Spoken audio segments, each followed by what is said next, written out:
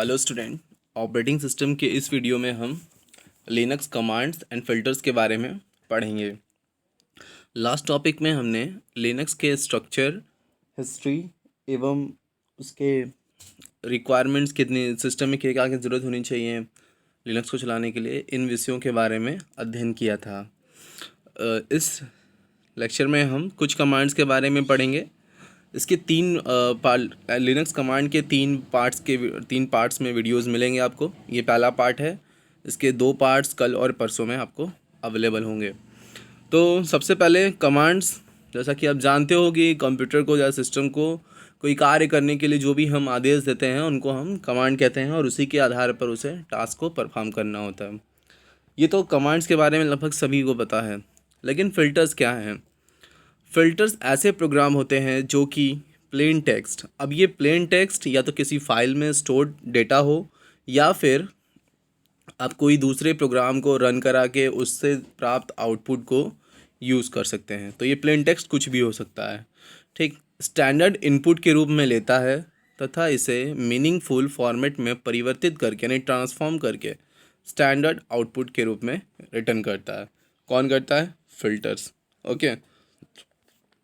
जैसे आपने देखा होगा कि मोबाइल में ज़्यादातर लोग या फिर कहीं भी जब अपनी इमेज को एडिट करते हैं तो वहाँ पे फ़िल्टर्स आते हैं, ढेर सारे होते हैं। तो क्या करते हैं, उनमें कोई आप अपना एक इमेज जो कि ओरिजिनल फ़ोटो होता है उसको डालते हैं और उस फिल्टर्स की अप्लाई करके उसमें कुछ परिवर्तन, चेंजेस करते हैं। उसी प्रकार से फ़िल्टर्स लिनक्स ऑपरेटिंग सिस्टम में भी काम करते हैं।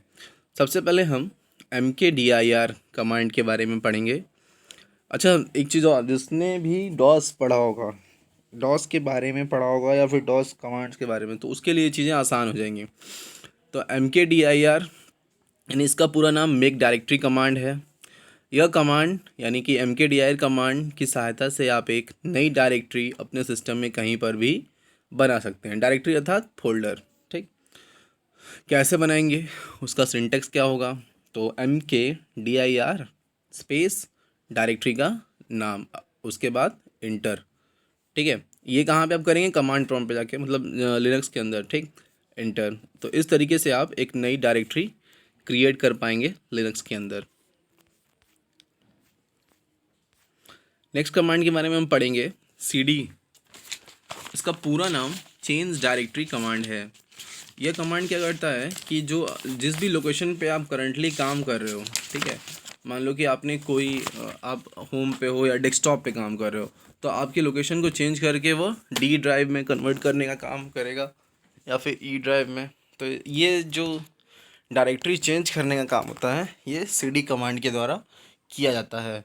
इसका पूरा नाम चेंज डायरेक्टरी है तथा इस कमांड का यूज़ करंट डायरेक्टरी को चेंज करने के लिए किया जाता है। सिंटेक्स इसका देखिए, सिंटेक्स में क्या है? cd स्पेस डायरेक्टरी का नाम, जो भी डायरेक्टरी आप चेंज करना चाहते हो, चेंज डायरेक्टरी, ठीक है। अच्छा, इसके कई और भी वर्जन होते हैं cd ये। तो cd निगेशन इसको पढ़ते हैं, नॉट पढ़ते हैं। अगर आप इसके साथ cd को खाली यूज़ किया तो आपकी डायरेक्टरी चेंज हो जाएगी, जो भी आप डायरेक्टरी का नाम दो वहाँ पे, ठीक। आपने अगर डायरेक्टरी के नाम नहीं दी है और केवल cd निगेशन लिख दिया तो क्या होगा? जो भी आपकी होम डायरेक्टरी होगी वहाँ पे आपको पहुँचा देगा। cd माइनस ये क्या करेगा? आपकी प्रीवियस डायरेक्टरी यानी कि आपकी डायरेक्टरी के जो अंदर, मतलब समझ रहे हैं, जैसे पेरेंट नाम की एक डायरेक्टरी है तो पेरेंट के अंदर मदर, फादर नाम के 2 डायरेक्टरीज होंगी, सब डायरेक्टरीज। तो इस तरीके से cd डॉट डॉट क्या करता है? पेरेंट डायरेक्टरी में पहुंचाने का काम करता है। तो ये था चेंज डायरेक्टरी कमांड का पूरा यूज़। नेक्स्ट कमांड है rmdir कमांड, ठीक है। इस कमांड का यूज़ एक डायरेक्टरी को डिलीट करने के लिए किया जाता है, परंतु यह तभी डिलीट करेगा जब डायरेक्टरी के अंदर कोई सब डायरेक्टरी ना हो, यानी डायरेक्टरी क्या हो? पूरी तरीके से खाली हो, ठीक है। यानी डायरेक्टरी पूरी तरीके से खाली होनी चाहिए। इसका सिंटेक्स देखिए, rmdir ब्रैकेट के अंदर डायरेक्टरी का नाम जिसे आप डिलीट करना चाहते हो, उस डायरेक्टरी का नाम, ठीक है। एक चीज़ ध्यान रखिए, डायरेक्टरी तभी डिलीट होगी जब वो पूरी तरीके से खाली होगी, अर्थात उसके अंदर कोई अन्य सब डायरेक्टरी या फिर कोई अन्य मटेरियल ना हो। ठीक। दूसरा कमांड RMDIR से मिलता हुआ ही है, RMDIR-P। ये क्या करता है, और स्लैश स्पेस डायरेक्टरी का नाम। ये कमांड आपकी डायरेक्टरी को के अंदर का अगर कुछ होगा उसके होने के बावजूद भी ये डिलीट कर देगा। ठीक है। तो ये है RMDI यानी रिमूव डायरेक्टरी कमांड। नेक्स्ट है PWD कमांड। PWD यानी प्रिंट वर्किंग डायरेक्टरी कमांड।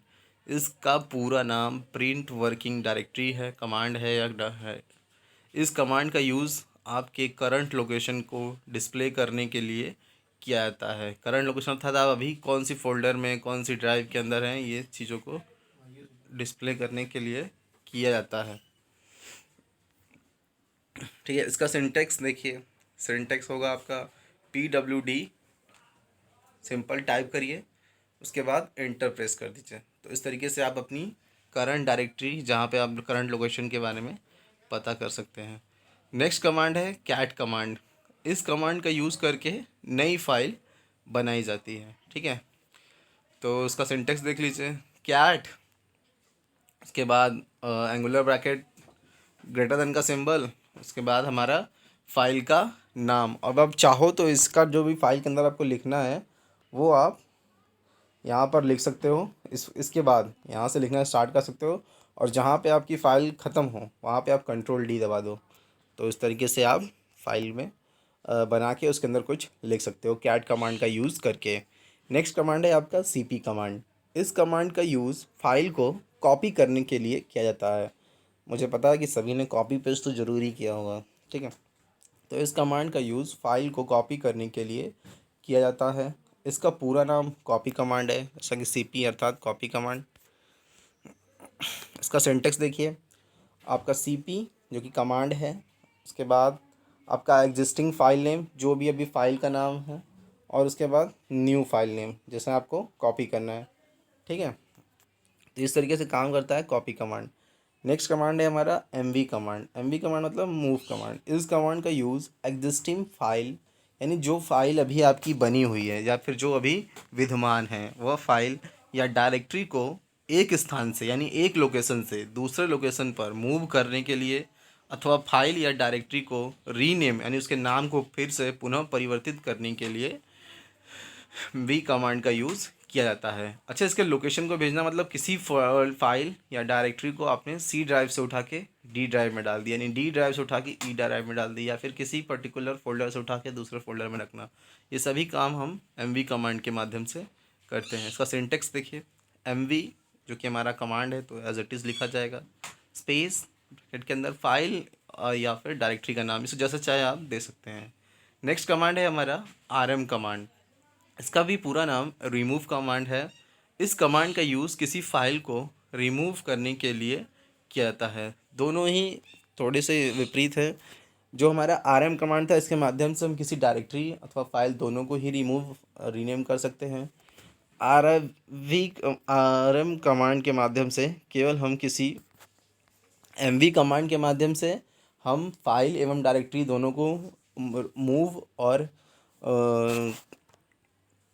उनको रीनेम कर सकते हैं, जबकि RM कमांड का यूज़ करके हम किसी फाइल को रिमूव कर सकते हैं। तो रिमूव करना अर्थात उसको अपनी कंप्यूटर से हटाने के लिए। ठीक।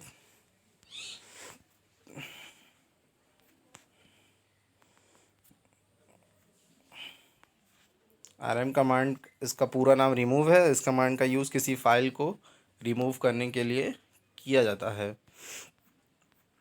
इसका सिंटेक्स देख लीजिए, RM ब्रैकेट के अंदर फाइल का नेम जिसे आपको रिमूव करना है उसका नाम दे दीजिए और फाइल आपकी रिमूव हो जाएगी। उसके बाद अगला कमांड है इस कमांड। इस कमांड मतलब यह कमांड लिस्ट कमांड है, यानी कि आपकी जो भी फोल्डर या डायरेक्टरी में जो भी लिस्ट होंगी, कंटेंट होंगे, उन सभी को डिस्प्ले करने का काम इस कमांड करता है। यह आपकी डायरेक्टरी के सभी कंटेंट अथवा फुल लिस्ट को दिखाता है। सिंटेक्स में सिंपल से क्या करना है, हमें इस टाइप करना है। इस टाइप करते ही आप जिस डायरेक्टरी में हो उस डायरेक्टरी के अंदर जितने भी फोल्डर हैं, जो भी हैं, सब कुछ आपको डिस्प्ले नेक्स्ट कमांड है हमारा टेल कमांड। टेल मतलब क्या होता है? पूछ। ठीक है, पूछ मतलब अंतिम सिरा। ओके, तो टेल कमांड किसी फाइल की लास्ट लाइंस को डिस्प्ले करता है, यानी कि जो भी आपको मान लो फाइल जो भी 10 पेज 20 पेज जो भी हो, उसके अंतिम 10 लाइन को डिस्प्ले करने का काम टेल कमांड करता है। इसका मुख्य उद्देश्य एरर मैसेज को रीड करना होता है, क्योंकि एरर मैसेज जनरली प्रोग्राम के लास्ट में ही होते हैं। एग्जीक्यूशन जब भी होता है तो एरर जो भी आती है तो लास्ट में दिखते हैं, तो उनको रीड करने के लिए हम टेल कमांड का यूज़ करते हैं। बाय डिफ़ॉल्ट यह प्रोग्राम की लास्ट 10 लाइंस को डिस्प्ले करता है। इसका syntax tail space file name. Next command है हमारा मोर कमांड।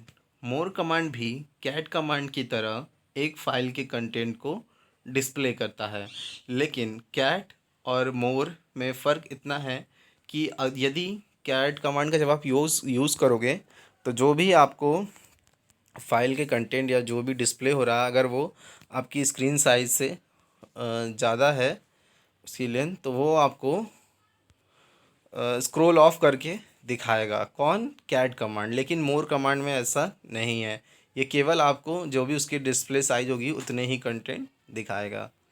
ठीक है, इसका सिंटेक्स क्या है? मोर स्पेस फाइल का नाम, जिसको भी आप देखना चाहते हो। नेक्स्ट कमांड है हमारा who am I। ओके, तो यह कमांड सिस्टम के यूज़र नेम को बताता है, यानी कि सिस्टम का जो यूज़र नाम है वो क्या है। उसके लिए सिंपली हम क्या करेंगे? who am I टाइप कर देंगे। नेक्स्ट कमांड है हमारा who कमांड। यह कमांड सिस्टम पर लॉगिन करने वाले यूज़र्स के बारे में सभी इन्फॉर्मेशन देता है कि कौन कौन से यूज़र्स ने आपके सिस्टम पर लॉगिन किया है। इसके लिए सिंटेक्स क्या है? सिंपली हु टाइप करते हैं, WHO हु। इसके माध्यम से आप अपने सिस्टम पर लॉगिन करने वाले सभी यूज़र्स के बारे में जानकारी प्राप्त कर सकते हैं। नेक्स्ट कमांड है हमारा डेट कमांड। जैसा कि नाम से ही पता चल रहा है कि डेट कमांड का यूज़ हम दिन, तारीख इत्यादि से संबंधित कार्यों के लिए करते हैं। तो यह command date, time, time zone इत्यादि डिस्प्ले करता है। इसका सिंटेक्स क्या है? सिंपली डेट टाइप करिए। ओके, कहाँ पे? टाइप करके एंटर दबाइए। नेक्स्ट हमारा कमांड है chmod कमांड। यह कमांड फाइल के एक्सेस अधिकार बदलने के लिए उपयोग किया जाता है। अच्छा, फाइल का एक्सेस अधिकार मतलब समझते हैं कि उस फाइल को कौन एडिट कर सकता है, कौन केवल रीड कर सकता है। तो उसमें 3 टाइप के परमिशन होते हैं, एक होता है रीड, दूसरा होता है राइट और तीसरा होता है एग्जीक्यूट। तो सभी यूज़र्स को सभी परमिशन प्रदान नहीं किए जाते हैं, या फिर जिन्हें किए भी जाते हैं तो उनको हम वापस से परिवर्तित कर देते हैं, यानी ग्रांट और रिवोक, वो सारा कॉन्सेप्ट यहाँ पर है। तो ये आज इतने कमांड्स के बारे में मैंने आपको बताया, इनके पूरे नोट्स बनाइए और इनको ढंग से याद करिए। अगले वीडियो में हम अगले कमांड के बारे में, लिनक्स कमांड्स के बारे में डिस्कस करेंगे। तब तक घर में रहिए, सेफ रहिए।